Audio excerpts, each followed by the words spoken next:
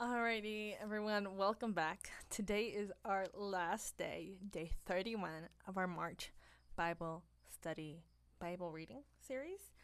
Um, we read Job this month, and today we're finishing off with Job 41 and Job 42.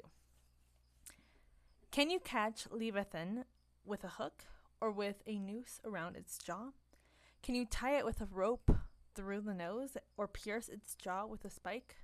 Will it beg you for mercy or implore you for pity? Will it agree to work for you, to be your slave for life? Can you make it a pet like a bird or give it to your little girls to play with? Will merchants try to buy it to sell in their shops? Will its hide be hurt by spears or its head by a harpoon?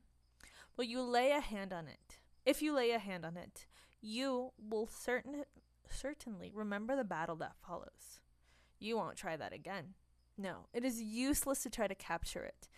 The hunter who attempts it will be knocked down. And since no one dares to disturb it, then who can stand up to me? Who has given me anything that I needed to pay back? Everything under heaven is mine. I want to emphasize Leviathan's limbs and its enormous strength and graceful form.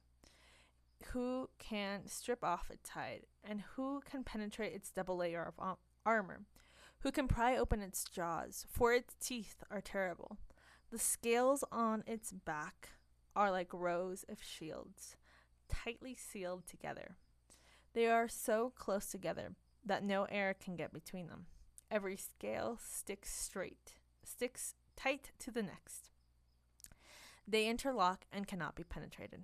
When it sneezes, it flashes light. Its eyes are like the red of dawn. Lightning leaps from its mouth. Flames of fire lash out. Smoke streams from its nostrils, like steam from a pot heated over burning rushes. Its breath would kindle fire, for flames shoot from its mouth. The tremendous strength of Leviathan's neck strikes terror wherever it goes. Its flesh is hard and firm and cannot be penetrated. Its heart is hard as rock, hard as a millstone. When it rises, the mighty are afraid, gripped by terror. No sword can stop it, no spear, dart, or javelin. Iron is nothing but a straw to that creature, and bronze is like rotten wood. Arrows cannot make it flee. Stones shot from a sling are like bits of grass. Clubs are like blades of grass. And it laughs at the swish of javelins. Its belly is covered by scales as sharp as glass. It plows up the ground as it drags through the mud. Leviathan makes the water boil with its commotion. It stirs the depths like a pot. Stirs the depths like a pot of ointment. The water glistens in its wake, making the sea look white. Nothing on earth is its equal, no other creature so fearless. Of all the creatures, it is the proudest. It is the king of beasts. Job 42. Then Job replied, I know that you can do anything and no one can stop you. You ask, who is that? Who is this that questions my wisdom with such ignorance? It is I, and I am talking about things I knew nothing about, things far too wonderful for me. You said, listen, and I will speak. I have some questions for you, and you must answer.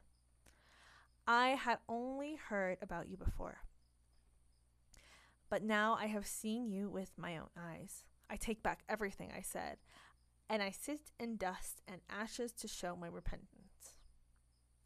After the Lord had finished speaking to Job, he said to Eliphaz the Temanite, I am angry with you and your two friends, for they have not spoken accurately about me, as my servant Job has. So take 7 bulls and 7 rams, and go to my servant Job and offer a burnt offering for yourselves. My servant Job will pray for you, and I will accept his prayer on your behalf. I will not treat you as you deserve, for you have not spoken accurately about me, as my servant Job has. So Eliphaz the Temanite Bildad the Shuhite, and Zophar the Naamanite did as the Lord commanded them, and the Lord accepted Job's prayer. When Job prayed for his friends, the Lord restored his fortunes. In fact, the Lord gave him twice as many as before. Then all his brothers, sisters, and former friends came and feasted with him in his home, and they consoled him, and comforted him because of all the trials the Lord had brought against him. And each of them brought him a gift of money and a golden ring. So the Lord blessed Job in the second half of his life even more than in the beginning, for now he had 14,000 sheep, 6,000 camels, 1,000 teams of oxen, and 1,000 female donkeys. He also gave Job 7 more sons and 3 more daughters. He named the first daughter Jemiah, the second Keziah, and the third Keren Hapuch. In all the land, no women were as lovely as the daughters of Job, and their father put them into his will along with their brothers.